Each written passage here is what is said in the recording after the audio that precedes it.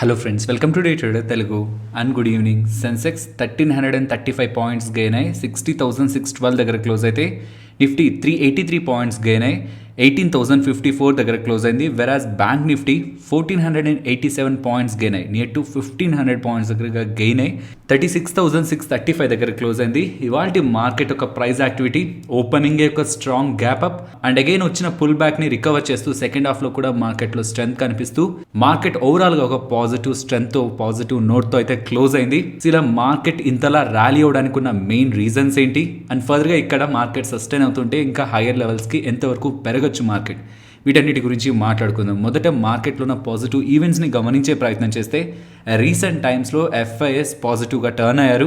Even previous trading సెషన్లో కూడా April 1st కూడా ఇండియన్ ఈక్విటీ మార్కెట్స్లో ఎఫ్ఐఎస్ బై చేయడం జరిగింది. ప్రీవియస్ మార్కెట్ డే క్లోజ్ అయిన తర్వాత జిఎస్టీ కలెక్షన్ డేటా వచ్చింది. అది 1.42 lakh దగ్గరగా నమోదైంది. అది రికార్డ్ స్థాయిలో ఉందని వచ్చిన అప్డేట్ కూడా ఓవరాల్ ఎకానమీ రిలేటెడ్గా మనం పాజిటివ్గా తీసుకోవచ్చు. అండ్ దాని తర్వాత మార్కెట్ ఓపెనింగ్కి ముందు హెచ్డిఎఫ్సి బ్యాంక్ వాళ్ళ Q4 business update means Q4 రిజల్ట్స్కి ముందు హెచ్డిఎఫ్సి బ్యాంక్ వాళ్ళ బిజినెస్ పర్ఫార్మెన్స్ని డెలివర్ చేశారు. అవి కూడా స్ట్రాంగ్గా ఉన్నాయి. ఇవన్నీ పాజిటివ్ ఎలిమెంట్సే. బట్ వీటన్నిటికంటే వెరీ ఇంపార్టెంట్ ఫ్యాక్టర్, మార్కెట్ ఇంతలా స్ట్రాంగ్గా మూవ్ అవడానికి మేజర్ రీజన్ అయిన ఫ్యాక్టర్ హెచ్డిఎఫ్సి అలాగే హెచ్డిఎఫ్సి బ్యాంక్ ఒక మర్జర్. ఆ మర్జర్ ఏంటి, ఆ మర్జర్ రిలేటెడ్గా ఉండే ఇంపార్టెంట్ క్వశ్చన్స్ కూడా, లైక్ 25 షేర్స్ ఉంటే హెచ్డిఎఫ్సిలో 42 షేర్స్ ఇస్తారంటున్నారు హెచ్డిఎఫ్సి బ్యాంక్లో స్వాప్ రేషియో ప్రకారం. బట్ ఒకవేళ ఎవరికైనా 25 షేర్స్ కంటే తక్కువ ఉంటే, 25 షేర్స్ కంటే ఎక్కువ ఉంటే వాళ్ళ పరిస్థితి ఎలా ఉంటుంది అండ్ ఇంకా ఇంపార్టెంట్ క్వశ్చన్స్ ఉన్నాయి సబ్స్క్రైబర్స్ దగ్గర నుంచి వస్తున్న క్వశ్చన్స్, వాటన్నిటిని కూడా ఆన్సర్ చేసే ప్రయత్నం చేస్తాను. బట్ ఇది ఇంపార్టెంట్ రీజన్ ఇవాళ మార్కెట్ ఇంతలా ర్యాలీ అవడానికి. సో మార్కెట్ ప్రీవియస్గా మార్చ్ నుంచి చాలా వోల్టైల్గా మూవ్ అయింది. స్పెషల్లీ Feb 24th నుంచి గ్లోబల్గా ఈ అన్సర్టనిటీ క్రియేట్ అయినప్పుడు నియర్ టు March 8th వరకు కూడా నెగిటివ్గానే మూవ్ అవుతూ మోస్ట్లీ డౌన్ సైడే ఫాలో అవుతూ 15,700 మార్క్కి ఫాలో అయిన తర్వాత చాలా షార్ప్గా నియర్ టు 2,400 పాయింట్స్ దగ్గరగా లెస్ దాన్ 1 monthలో రికవరీ కనిపిస్తూ ప్రెసెంట్ ఇప్పుడు 18,000 అబోవ్ మార్క్ దగ్గర ఉంది. ఈవెన్ నెగిటివ్ థింగ్స్ కూడా ఉన్నాయి. ఇన్ఫ్లేషన్ చాలా ఎక్కువగా పెరుగుతుంది. పెట్రోల్ అండ్ డీజిల్ ప్రైజులు కూడా టైం టు టైం పెరుగుతున్నాయి. దీంతో సిమెంట్ ప్రైజెస్ అండ్ ఇతర రా మెటీరియల్ కాస్ట్లు కూడా పెరుగుతున్నాయి. కాబట్టి అది అప్కమింగ్ క్వార్టర్స్లో కంపెనీ యొక్క మార్జిన్స్ పై ఇంపాక్ట్ అయితే చూపిస్తుంది. అండ్ ఈవెన్ ఆర్బీఐ ఒక మీటింగ్ ని కూడా ఇన్ఫ్లేషన్ ఇంపాక్ట్ చేస్తుంది. ఈ April 6th to 8th RBI meeting అయితే జరగబోతుంది. And April 8th RBI outcome అయితే బయటికి రాబోతుంది. మోస్ట్లీ ఎటువంటి చేంజెస్ ఉండో ఈ వడ్డీ రేట్లు రిలేటెడ్గా అనుకుంటున్నారు. బట్ చూడాలి ఆర్బీఐ వాళ్ళు ఎలాంటి డెసిషన్స్ తీసుకుంటారని. సో ఇవాళ మార్కెట్ ఇంతలా ర్యాలీ అయిన తర్వాత ఇది హైయర్ లెవెల్స్ అనుకొని వచ్చిన సెల్లింగ్ చాలా ఇంపార్టెంట్. బికాస్ ఇక్కడ ఒక బేరిష్ సెంటిమెంట్ ఉన్నప్పుడు ఒక దగ్గర బేస్ ఫామ్ చేసిన తర్వాత అగైన్ మార్కెట్ ఇలా ర్యాలీ అయ్యి సెకండ్ హాఫ్లో కూడా మార్కెట్లో ఇలా ర్యాలీ కనిపించింది. కాబట్టి ఈ బేస్ని మనం ఇంపార్టెంట్గా చూడాలి. ఈవెన్ అది 17,880 మార్క్ దగ్గర ఉంది కాబట్టి సో 17,800ని మనం బేస్ లెవెల్గా తీసుకుంటాం. బికాస్ అది ఆప్షన్ చైన్లో కూడా వ్యాలిడ్ అవుతుంది. సో 17,800 మార్కెట్ బ్రేక్ చేయనంత వరకు కూడా ఈవెన్ ఇప్పుడు 18,000 బిలో 17,900 17,850కి ఫాలో అవుతున్న మార్కెట్లో మనం అగైన్ రికవరీ ఉంటుందని 18,200 అండ్ 18,500 వరకు కూడా మార్కెట్లో ర్యాలీ ఉండడానికి పాసిబిలిటీ ఉంటుందని మనం ఎక్స్పెక్టేషన్ అయితే ఉంచుకోవచ్చు. అది ఎప్పటి వరకు 17,800 లెవెల్ మార్కెట్ హోల్డ్ చేస్తున్నంత వరకు. ఇఫ్ ఆ లెవెల్ని బ్రేక్ చేస్తే అగైన్ 17,800 to 17,600 ఆ 200 పాయింట్ జోన్లో కన్సాలిడేట్ అవడానికి పాసిబిలిటీ ఉంది.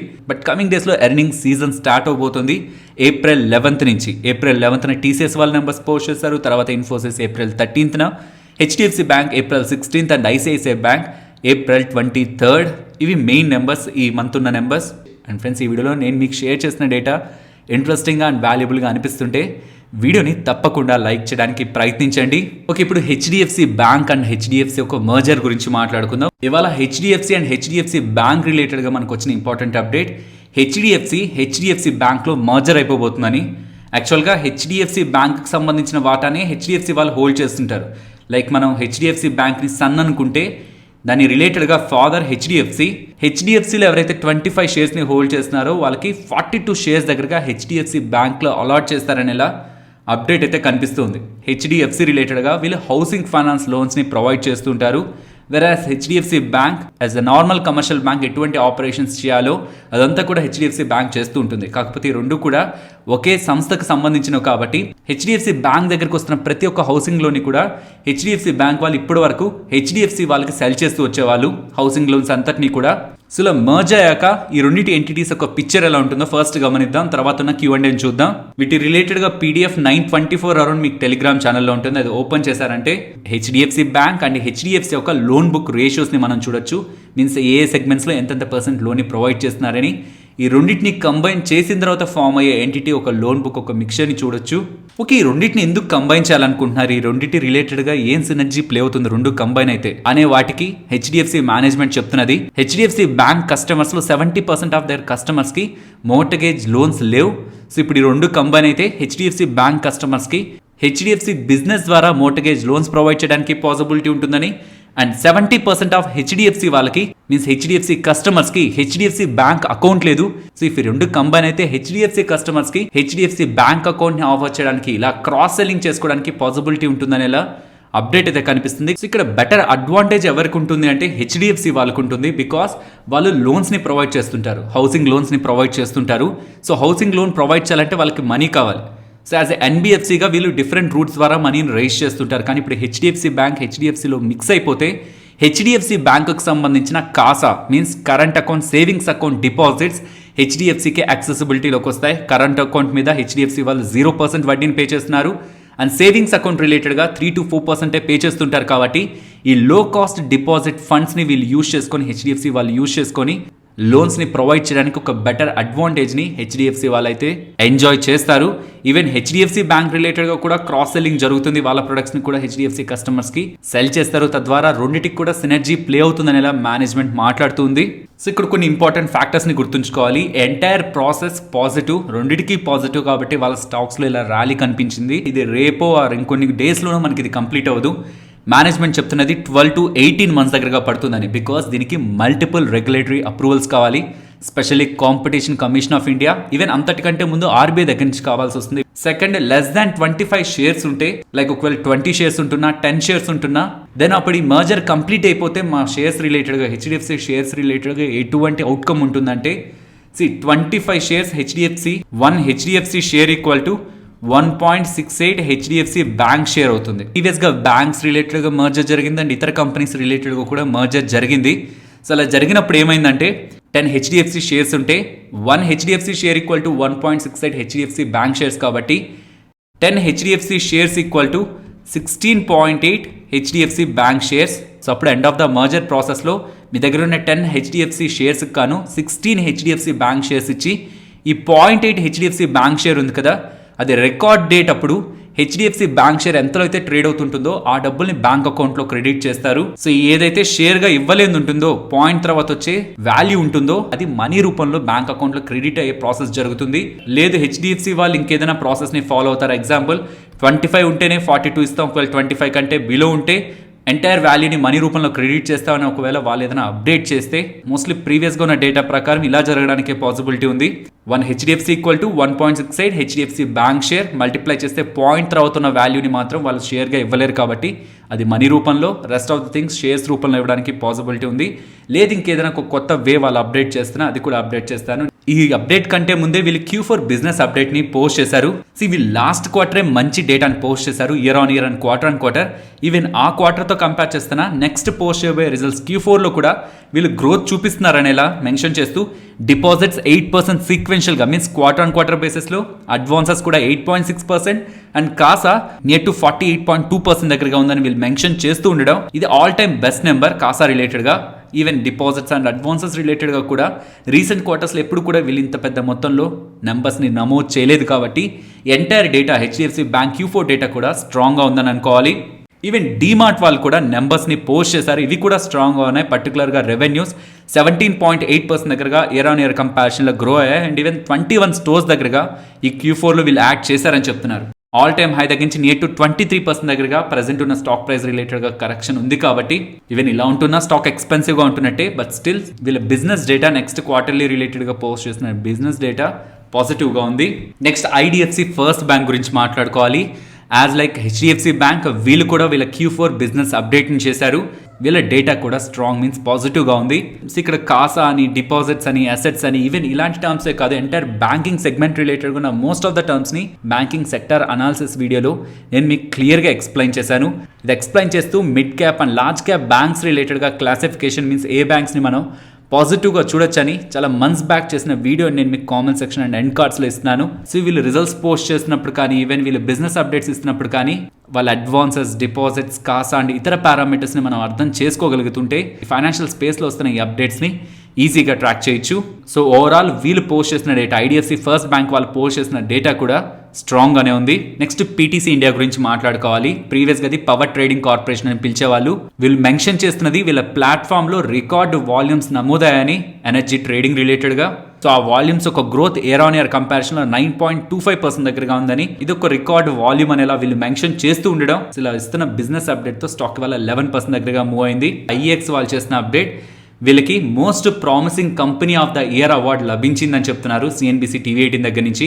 ఇది వీళ్ళు ఎక్స్చేంజెస్ కి సాటర్డే మార్నింగ్ 9:30 అరౌండ్ అప్డేట్ చేశారు. Next garden reach ship builders గురించి మాట్లాడుకోవాలి. వీళ్ళు మెన్షన్ చేస్తున్నది 1750 crore దగ్గరగా ఈ FY22 రెవెన్యూస్ వీళ్ళకి అందాయని, మీన్స్ టర్న్ ఓవర్ జరిగిందని. ఇది లాస్ట్ ఇయర్ ఫైనాన్షియల్ ఇయర్తో కంపేర్ చేస్తే నియర్ టు 53% దగ్గరగా ఇయర్ ఆన్ ఇయర్ కంపారిజన్లో గ్రోత్ ఉంటున్నట్టు. నెక్స్ట్ యాక్రిసెల్ గురించి మాట్లాడుకోవాలి. ప్రీవియస్ ట్రేడింగ్ సెషన్ క్లోజ్ అయిన తర్వాత వీళ్ళు అప్డేట్ చేసినది థిక్ఫోర్డ్ ఆరెంజ్ అనే ఒక కంపెనీ రిలేటెడ్గా 11 million pounds పెట్టి ఇలా కంపెనీని అక్వైర్ చేశారని చెప్తున్నారు. ఆ కంపెనీ ఏం చేస్తుందంటే కిచెన్ అండ్ బాత్రూమ్ సెగ్మెంట్లో హై క్వాలిటీ సాలిడ్ సర్ఫేస్ ప్రొడక్ట్స్ని డిస్ట్రిబ్యూషన్ అండ్ కస్టమైజేషన్ చేస్తూ ఉంటుంది. నెక్స్ట్ బ్యాంక్ ఆఫ్ మహారాష్ట్ర గురించి మాట్లాడుకోవాలి. వీళ్ళు కూడా వీళ్ళ బిజినెస్ అప్డేట్ చేస్తున్నారు. Advances, deposits and even CASA కూడా క్వార్టర్ ఆన్ క్వార్టర్ కంపారిజన్లో, మీన్స్ లాస్ట్ క్వార్టర్తో కంపేర్ చేస్తే ఈ క్వార్టర్లో బెటర్గా గ్రో అయినసరికి స్టాక్ ఇవాళ నియర్ టు 4% దగ్గరగా పాజిటివ్గా క్లోజ్ అయింది. నెక్స్ట్ ఐఆర్సీటీసీ గురించి మాట్లాడుకోవాలి. ఇప్పటి వరకు ఐఆర్సీటీసీ వాళ్ళ అండర్లో ఉండే Tejas express 5 days in a week run అవుతూ వచ్చింది జనవరి నుంచి, స్టార్టింగ్ నుంచి. కానీ ఇప్పుడు అది 6 days ఇన్ ఏ వీక్కి రీస్టోర్ చేసినట్టు, ఫుల్ ఆఫ్ ద సర్వీస్ని రీస్టోర్ చేస్తున్నట్టు ఐఆర్సీటీసీ వాళ్ళు 2nd April ఎక్స్చేంజెస్కి అయితే అప్డేట్ చేశారు. అండ్ బ్లూంబర్గ్ వాళ్ళు రిపోర్ట్ చేస్తున్నది ఇవాళ టెక్స్టైల్ అలాగే ఫార్మా స్టాక్స్ రిలేటెడ్గా కొంత బజ్ క్రియేట్ అయింది. దానికి రీజన్ ఇండియా అండ్ ఆస్ట్రేలియా మధ్యలో జరిగిన ట్రేడ్ డీల్ అని. దీంతో ఇండియా నుంచి ఎక్స్పోర్ట్ అవుతున్న most of the products like pharma కానీ టెక్స్టైల్ కానీ ఇప్పటి వరకు వాటిపై విధిస్తున్న ట్యాక్స్ ఈ డీల్ కారణంగా తగ్గుతుంది, కాబట్టి వాటికి బెనిఫిట్ ఉంటుందనేలా బ్లూంబర్గ్ వాళ్ళైతే అప్డేట్ చేస్తున్నారు. నెక్స్ట్ బీపీసీఎల్ రైల్వే గురించి మాట్లాడుకోవాలి. స్టాక్ ఇవాళ 20% దగ్గరగా అప్పర్ సర్క్యూట్లో క్లోజ్ అయింది. రీజన్ వీళ్ళకి టాటా స్టీల్ నుంచి 18.44 crore దగ్గరగా, నియర్ టు 18.5 crore దగ్గరగా ఆర్డర్ లభించిందని. ఈ ఆర్డర్లో భాగంగా వీళ్ళు ఓవర్ హెడ్ ఎలక్ట్రిక్ ఎక్విప్మెంట్ని ఈస్ట్ కోస్ట్ రైల్వేలో ఇన్స్టాలేషన్ చేయాల్సి ఉంటుందనేలా ఇలా అప్డేట్ అయితే చేస్తున్నారు. బీపీసీఎల్ రైల్వే అనేది construction and engineering company. Next Tata power గురించి మాట్లాడుకోవాలి. టాటా పవర్ రిలేటెడ్గా 2 important అప్డేట్స్ ఉన్నాయి. ఒకటి, టాటా పవర్ అలాగే కోస్టల్ గుజరాత్ పవర్ రిలేటెడ్గా అమాల్గమేషన్కి, మీన్స్ ఆ కోస్టల్ గుజరాత్ పవర్ని టాటా పవర్లో విలీనం చేసుకునేందుకు ఎన్సీఎల్టీ వాళ్ళు అప్రూవల్ అయితే ఇచ్చారు. సో ఇప్పుడు CGPL రిలేటెడ్గా కోస్టల్ గుజరాత్ పవర్ రిలేటెడ్గా ఉండే అసెట్స్ అండ్ లయబిలిటీస్ టాటా పవర్తో కంబైన్ అవుతాయి. సో ఇది ఒక ఇంపార్టెంట్ అప్డేట్ అయితే. టాటా పవర్ రిలేటెడ్గా ఉన్న రెన్యూవబుల్ ఎనర్జీ సెగ్మెంట్ రిలేటెడ్గా 300 MW సోలార్ పవర్ ప్లాంట్ని గుజరాత్లో పవర్ ప్రొడక్షన్ స్టార్ట్ చేశారనేసరికి ఇవాళ టాటా పవర్ 2.5% దగ్గరగా గెయిన్ అయి 250 అబౌవ్ క్లోజ్ అయింది.